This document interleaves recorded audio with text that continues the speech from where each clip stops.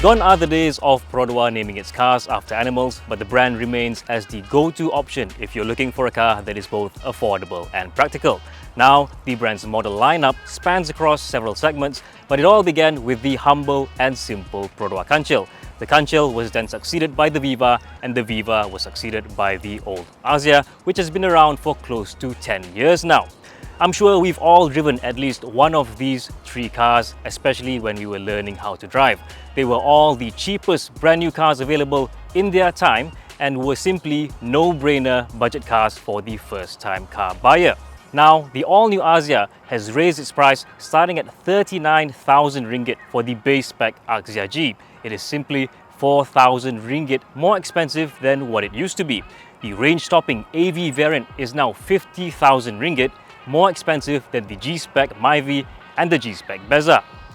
The price increase of the all-new Axia does raise a few questions. Firstly, are the new features and technological improvements worth the price increase? Secondly, even if the price increase was justified, is the Axia still the no-brainer budget car for the first-time car buyer? Even in Perodua's lineup itself, the Axia G is not the cheapest car available. So let's imagine we're all buying our first car right now, and let's have a look at the all-new Perodua Axia.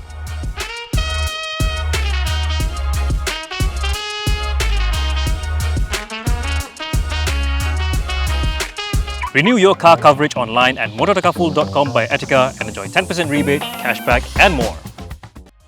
On first impression, the all-new Axia is very reminiscent of the first generation Perodua Beza, and that bothers me a little bit as it feels like a step back in terms of design, especially when you see the car in this colour. That aside, it is a better looking car now. The car looks more aggressive and things are just a bit more upright. The hood now has a bit of an elevation here, and what you see here is the AV, so we get these skirts at the front. Headlights are LEDs for the X and above variant. The G still gets halogen headlights and the AV gets auto high beam function. One thing you wouldn't want to confuse here is that this here is not actually the DRL. This is the positioning light, while the DRL is located on the front bumper. This is only available on the AV variant. Like the first and second generation Myvi, the all-new Axia gets these bulbous wheel arches that make the car look sportier than it really is. Upsize the wheels and adjust the suspension, and I'm sure you get a pretty good looking little hatchback. As standard though, the Axia gets these 14-inch wheels, which are the same across all variants. If you ask me, things could have at least been spiced up on the AV with a different design or a different finish. The designers have gotten creative on the side profile of the Axia, as it now gets very interesting surfaces on the side profile. The shoulder line is more prominent and there's an interesting curved indent on the lower half. Overall, it adds some sophistication to this budget car. Come to the back and things look a little bit unfinished on the all-new Perodua Axia. The rear bumper, for example, looks abruptly cut off at the corner, and it could use more vertices to create a softer curve. There's also this downward curve at the back with an indent that makes the car look like it's been rear-ended. Lastly, the tail lights don't seem to have a familiar look with the Perodua Ativa and the all-new Perodua Alza. One thing that has been circulating the internet is the fact that the all-new Axia no longer has rear demisters. It does create a cleaner look, but some do question if this is simply a mere cost-cutting measure. What do you think? Let us know in the comments. Complementing the cleaner look of the rear window is the third brake light, which now has a clear cover. Not really necessary, but a nice touch from Perodua. On the roof, you can see these two bulges on the sides, but these have nothing to do with aero. They're simply there to make way for the trunk hinges. One improvement to the rear end of the Perodua Axia is that the rear view camera is now well integrated into the rear plate area. It is no longer stuck underneath the logo like it used to be. And if you think that the all-new Axia is looking bigger than its predecessor, your eyes are not fooling you. The car is lower, wider and longer.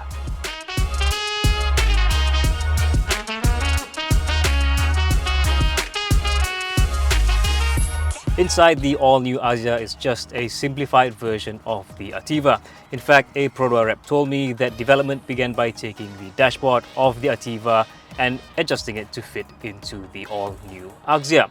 Previously a vertical design, the design of the dashboard is now horizontal. A big improvement for the interior is the steering wheel, which now gets tilt adjustment. While that has been improved, one peculiar thing is that the steering wheel lock function has been taken out. Like the Ativa, the head unit in the all-new Axia only provides Perodua Smart Link connectivity, no Android Auto and no Apple CarPlay here. The head unit in the Ativa has had some bugs and we have yet to see how things go for the all-new Axia. Do note that the screen is only available on the AV variant of the all-new Axia. Also only available on the AV variant is the digital instrument cluster, and like the Ativa's unit, you can select several sounds for your indicator sounds and several designs for the meter. Some features though have been taken out, like the ability to turn on and off the lock and unlocking sound.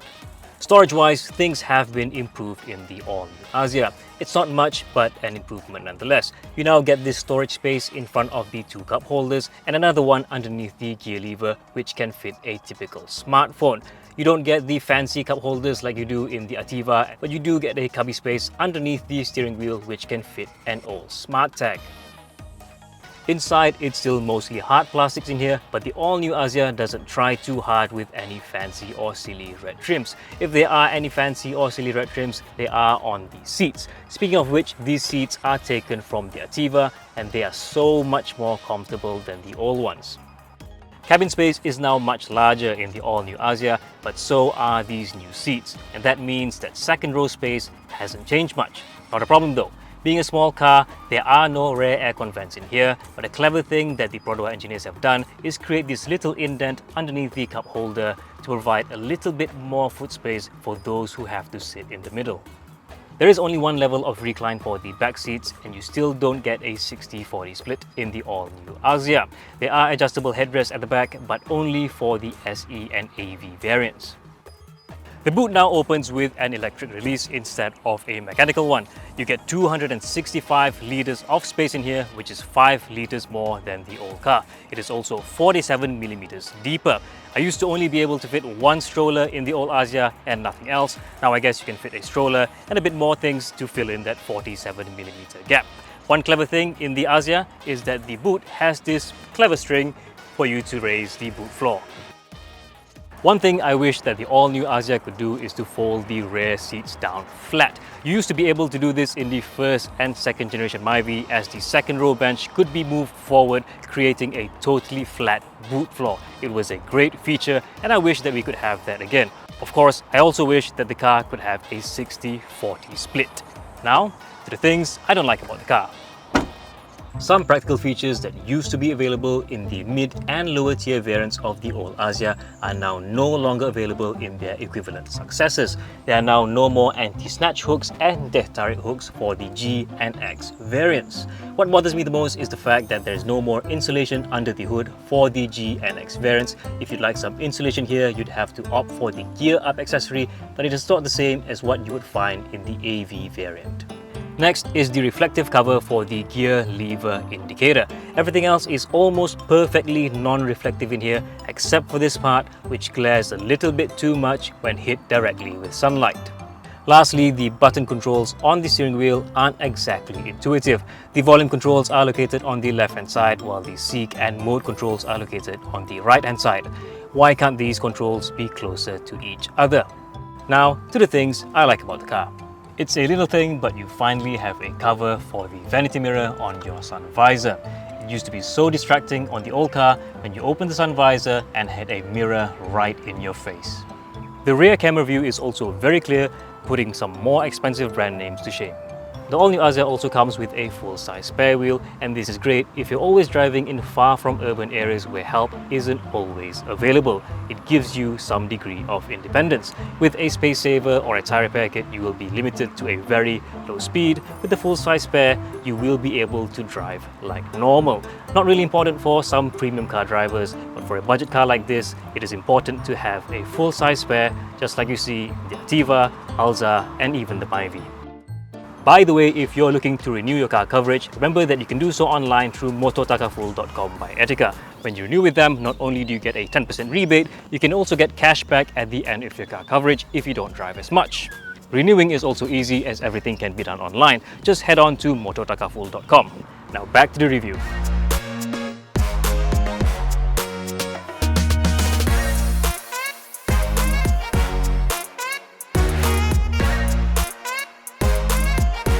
If you've driven the old Axia, you would find that there is a huge improvement in terms of driving experience in the all-new Axia. It is a more relaxing driving experience, and what I mean by that is that it used to be that in the old Axia, at 90 to 100 kilometers an hour, you would already feel like you're pushing the car to its limits. The cabin was just a little bit too noisy, and driving can be a bit stressful. Now, what I felt in the old Axia at 90 to 100 kilometers an hour, I only feel it in the all-new Axia when I reach 120 kilometers an hour. So there's a big improvement there. Next is ride comfort.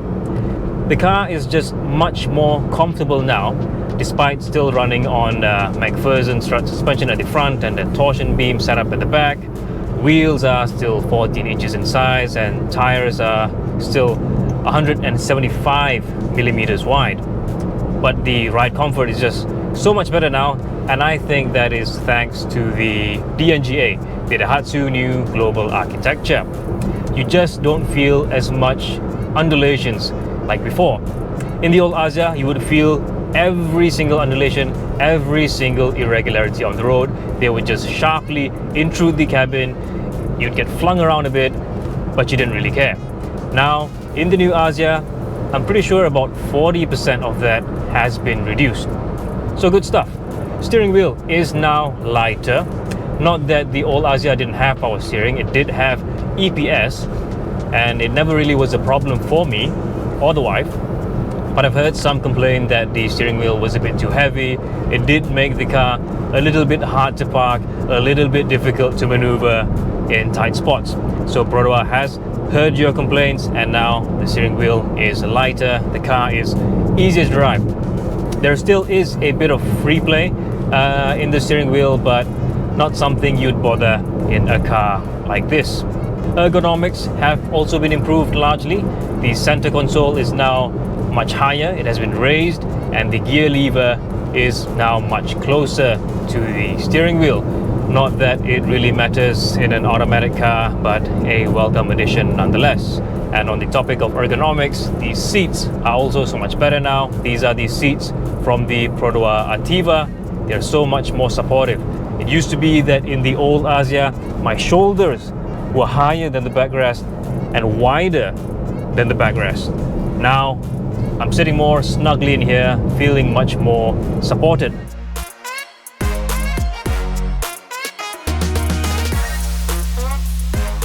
If there's one problem with the all-new Axia in terms of driving, is that I find the engine sound or the transmission sound to be a little bit too loud. It used to not be as loud as this. It just sounds rough right now. When you're idling and when you're rolling off from a standstill, the car just sounds rough. And I don't really understand why it's still the same 3-cylinder engine. Perhaps it's the DCVD, but I'm yet to find out. In terms of fuel efficiency, Perodua says that it has improved the Axia's fuel consumption by 8%. So it used to be at 21.6 kilometers per liter in the old Axia on the NEDC test cycle, and now it's at 23.3 kilometers per liter in the all-new Axia. Not only that, the fuel tank is also larger now at 36 liters when before it was 33 liters. So 3 liters more and a better fuel consumption. So I guess you could go further on a single tank with the all-new Axia now. That's good for convenience.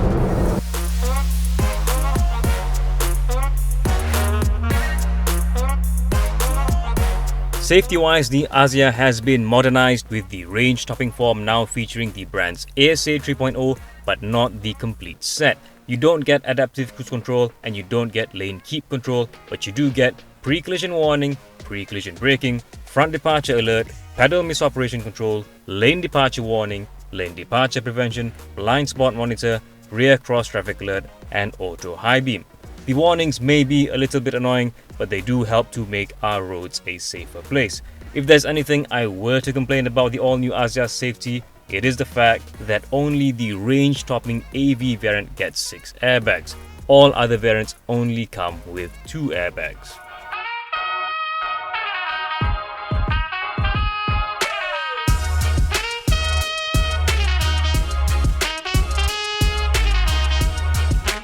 All in all, the new Perodua Axia is a much better improvement than what it used to be.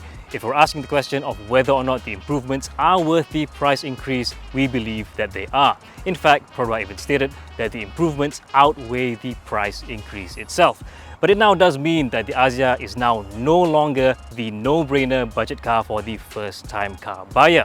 In fact, from the 44,000 original bookings for the old Axia, only 13,600 or 31% were successfully converted to the all-new Axia. This means that 69% of the original customers scratched their heads and decided that the all-new Axia wasn't for them simply because of the price increase. For the price of the all-new Axia in its base variant, the G, you can even get cheaper cars, cheaper sedan cars like the Perodua Bezza and the Proton Saga, which also come in automatic transmissions. Yes, they aren't exactly as advanced as the all-new Axia, but some of us are simply looking for an A to B machine that wouldn't break the bank. Not all of us are privileged enough to be choosing between foreign brand A and foreign brand B. The Axia is a budget car and its price increase is a symptom of the rising cost of living and inflation. But that's a topic for another day. If you'd like to know more on the Perodua Axia, do log on to AutoBuzz.my. If you enjoyed this video, do give it a like, share and subscribe, and also remember to turn on notifications. If you didn't, please let us know why. Thank you for watching. We'll see you in the next one. Renew your car coverage online at motortakafull.com by Etika and enjoy 10% rebate, cashback and more.